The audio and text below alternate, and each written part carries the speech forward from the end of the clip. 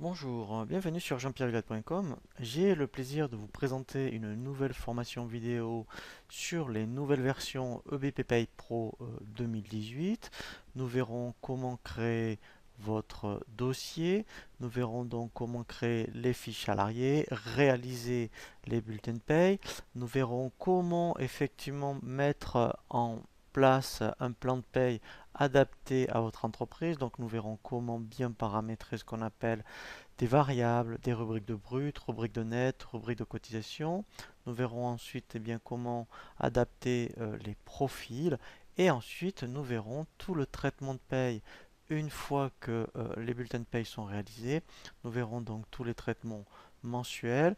Bien sûr, nous aborderons la DSN où nous verrons effectivement ce qu'il faut faire lorsque vous devez donc envoyer une DSN tous les mois, mais aussi nous verrons quand il y aura ce qu'on appelle des signalements, soit de fin de contrat ou d'arrêt de travail.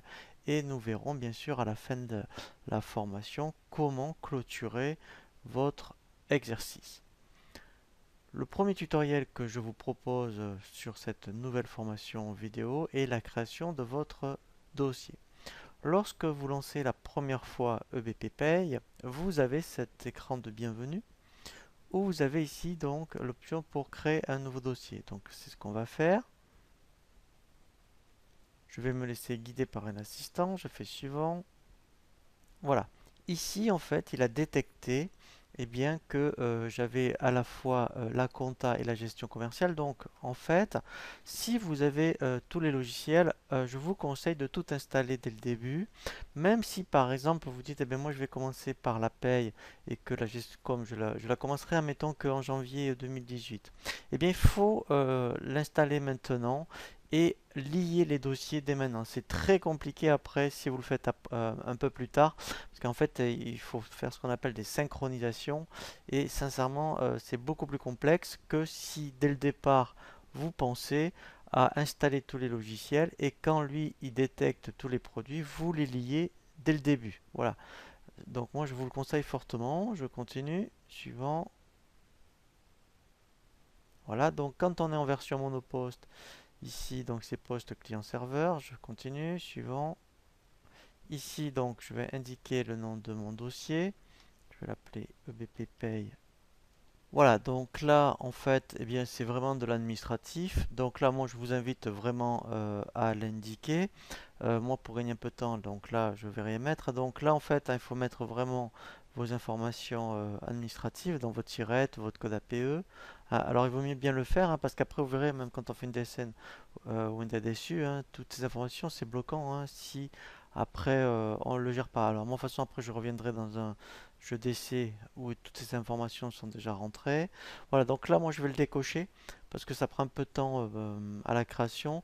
C'est effectivement, il va rapatrier tous les codes postaux. Donc là, moi, je vous conseille de le laisser, mais moi, pour le tutoriel, je vais le désactiver. Je continue. Voilà. Donc là, très important, c'est ce qu'on appelle le plan de paye. Donc, si vous n'êtes pas dans le bâtiment agricole ou hôtel, café, restaurant, il faut absolument laisser standard. Après, ben, on apprendra justement comment bien paramétrer les rubriques de paye qui sont proposées par EBP pour les adapter à votre activité. Alors, ici, très important, deux possibilités. Donc là, vous voyez, il indique septembre 2017. Alors, si vous voulez commencer les payes en janvier 2018, il faut absolument, mais d'ailleurs moi c'est ce que je vais faire, ici il faut absolument mettre 2018. Et le mois de paye, ça sera janvier. Comme ça, vous serez prêt à démarrer. Alors, rien ne vous empêche pendant le mois de janvier à faire des simulations le paramètre. Tant que vous ne validez pas les payes, vous pouvez tout faire. Donc au moins vous travaillez sur janvier, mais on dira que janvier au départ c'est comme un brouillon. Quand tout est ok, après vous ferez bien les payes de janvier sur le mois de janvier. Si on avait laissé septembre ici, alors que vous démarrez en janvier, il faudrait après clôturer. Donc il faudrait que vous fassiez septembre, octobre, novembre, décembre, et il faudrait que vous clôturiez décembre. Ce qui va en plus être complètement erroné parce qu'il va vous créer un exercice et lui va considérer que vous avez une antériorité au niveau de la paye sur EBP en tout cas. Donc sincèrement, il faut pas le faire. Alors après, sauf si vous dites OK, moi je veux finir l'année avec EBP, donc là je vais saisir septembre 2017 et là à partir de là, si votre expert comptable vous donne les payes, après vous allez refaire les payes en doublon. Ça, ok. Mais sinon, moi je vous déconseille, hein, donc si vous avez donc alors si vous êtes en création et que vous commencez en septembre, bien sûr vous laisserez septembre. Si c'est parce que vous voulez prendre BP Pay parce qu'après, vous voulez faire vos payes, sincèrement, commencez en janvier 2018.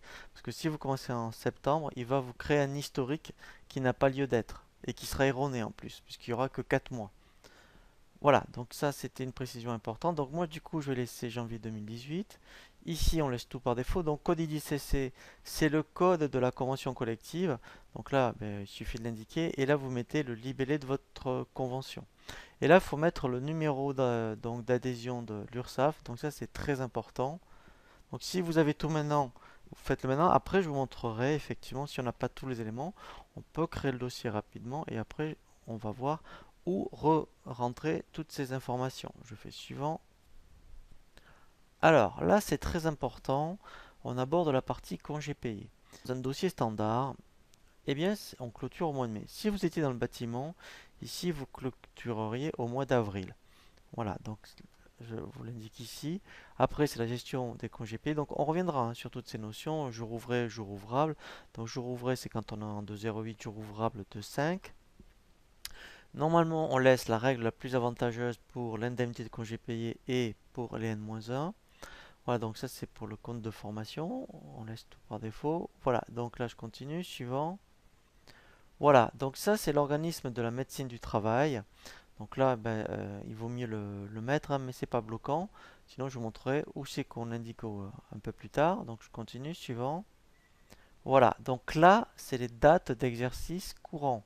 Donc moi, si je veux démarrer un exercice en 2018, donc là il me met bien 31/12/2018 et 1er N plus 1, 1er janvier 2019, 31/12/2019. Donc ça c'est pour le plan comptable, donc ça c'est effectivement quand on fait les transferts en compta, donc là moi je vous conseille le site de base. Et là, alors pour ceux qui ont EBP compta, bien sûr, je vous conseille de cocher gérer les comptes de tiers en auxiliaire, c'est pour les 421. Voilà, donc au moins, donc là après, je vous invite à consulter la formation vidéo sur EBP Compta, sur le plan comptable. Et bien effectivement, tous les comptes de la classe 4, on peut les créer maintenant en auxiliaire, ce que je vous conseille. Voilà, donc là après on laisse par défaut, je fais suivant. Voilà, donc ça après, ce sont toutes les fonctionnalités disponibles. Donc là, je vais tout laisser par défaut. En fait, c'est par rapport à la gestion commerciale. Maintenant, c'est un peu surprenant. Sur la gestion commerciale, en fait, il y a maintenant une possibilité eh bien, de transférer le planning directement sur BP Pay. Donc c'est pour ça que gestion de planning est activée. Sinon, voilà. Hein, donc, alors il faut avoir suivi la gestion commerciale. Donc c'est pour ça que c'est coché par défaut. Hein. Donc ça, je vous conseille de le laisser. Et là, c'est la compta. Voilà, donc là, on laisse tout par défaut au niveau des fonctionnalités disponibles. Voilà, je fais suivant. Et là, je fais lancer. Voilà, donc lorsque vous voyez, vous avez trois applications, il a créé donc le dossier sur à la fois la paye, GESCOM et Compta. Donc là, j'ai plus qu'à faire OK. Voilà, et maintenant, lorsque je fais fermer, vous voyez en haut, là, je suis bien. Donc ça, c'est le nom de mon dossier. Et j'ai bien donc ma période 2018 et je suis bien sur le mois de janvier. Nous allons voir maintenant un nouveau tutoriel sur EBPay 2018 sur tout ce qui va concerner l'ergonomie et la navigation.